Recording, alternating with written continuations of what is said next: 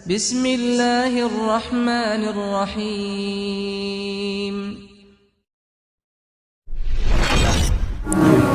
बिस्मिल्लाहिर्रहमानिर्रहीम। आज हम मखरज नंबर 8 पढ़ेंगे। मखरज नंबर 8 ये ज़ाद का मखरज है। ये मखारज के लिहाज से मुश्किल तरीन मखरज है, यानी तमाम हरूफ जो हरूफ तहजी हैं वो निस्बतन ज़ाद के आसान है।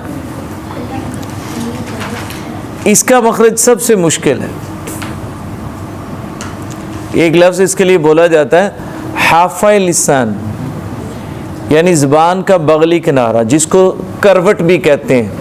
मैंने आसान लफ्ज़ लिखा है आपके सामने, ज़बान की करवट, बगली किनारा एक तरफ, ये ज़बान है, ठीक है, ये ज़बान है या ये ज़बान समझ लें।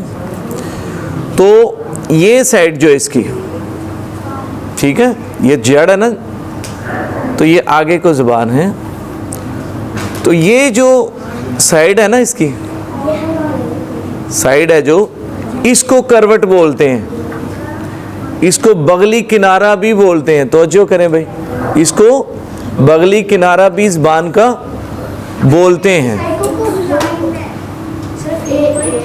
ये मैं भी आपको बताता हूँ। आम तौर पे ये बाएं तरफ से अदा होता है। वैसे किताबों में इसकी तारीफ लिखी हुई है, ऊपर की दाढ़ों की दाएं या बाएं तरफ वाली जो दाढ़ें हैं वो, लेकिन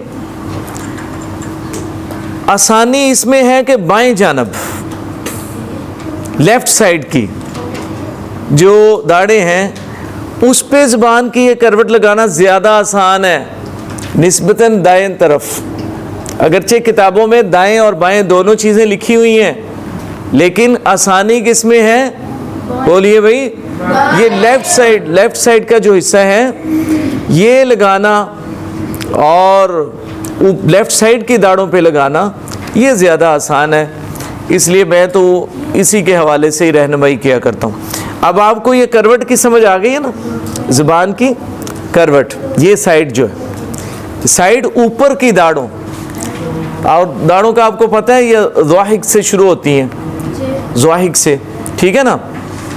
मैंने आपको जब दांतों की तरतीब बताई थी तो वहाँ पे मैंने ये बात आपको समझाई थी कि दांत कहाँ तक हैं, सनाया, रुबाइयात, अनियाब, ये चार कुल कितने बने थे? ये 12 ये दांत है। इससे आगे फिर ज़वाहिक, तौहीन, ठीक है।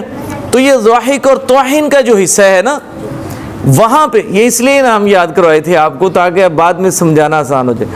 तो ज़वाहिक और तौहीन का जो हिस्सा है, दाढ़ों का जो नाम है, वहाँ उनकी जड़ों पे ये ज़बान की करवट टच होगी, ठीक है। ये मखरज बनेगा ज़ाद का मखरज। तो ये आम तौर पे इसको द्वाद कोई पढ़ देता है, द्वाद, ये भी गलत है। कोई बिल्कुल इसको ज़्वाद पढ़ देता है, वो भी गलत है। ना ये द्वाद है ना ये ज़्वाद है, बल्कि ये इसके दरमियान इसकी आवाज़ है। जब आप इसको ज़ुबान की करवट लगाएंगे ऊपर की दाढ़ों की जड़ से, तो ये लफ्ज़ निकलेगा वाद। लगाएं आप, पहले करवट लगाएं इस तरफ,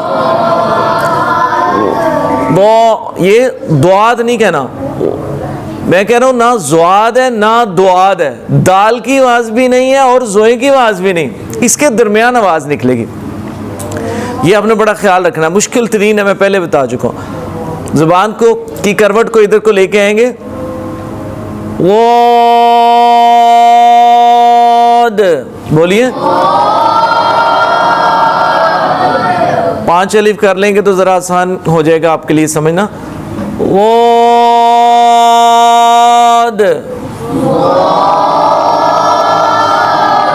इसको जब हम हरूफे आगे तहज्जी के बाद जो मुख्तलिफ़ तख्तियाँ हैं उसमें जाके जब इसको साकिन करके प्रैक्टिस करेंगे, मज़ीद आपको वहाँ पे हम इंशाल्लाह मखरज की सही ट्रेनिंग करवाएंगे। अभी आपको सिर्फ ये बताना मकसद है कि आप ये समझ लें कि ज़ाद का मखरज क्या है, ठीक है। अभी आप इसको लर्न कर लें, याद कर लें बस, ठीक है। इसका प्रैक्टिकल इंशाल्लाह आगे आएगा। इसी हवाले से कोई किसी का क्वेश्चन है तो कर सकते हैं, वरना इसी पे हम आज इक्तिफा करेंगे और फिर हम जी बेटे। हाँ, ज़ालिन नहीं पढ़ना, नहीं ज़ालिन नहीं पढ़ना और वाला द्वालिन भी नहीं पढ़ना, ना दुआ है ना ज़ुआ है, बल्कि इसके दरमियान आवाज़ वाला वाला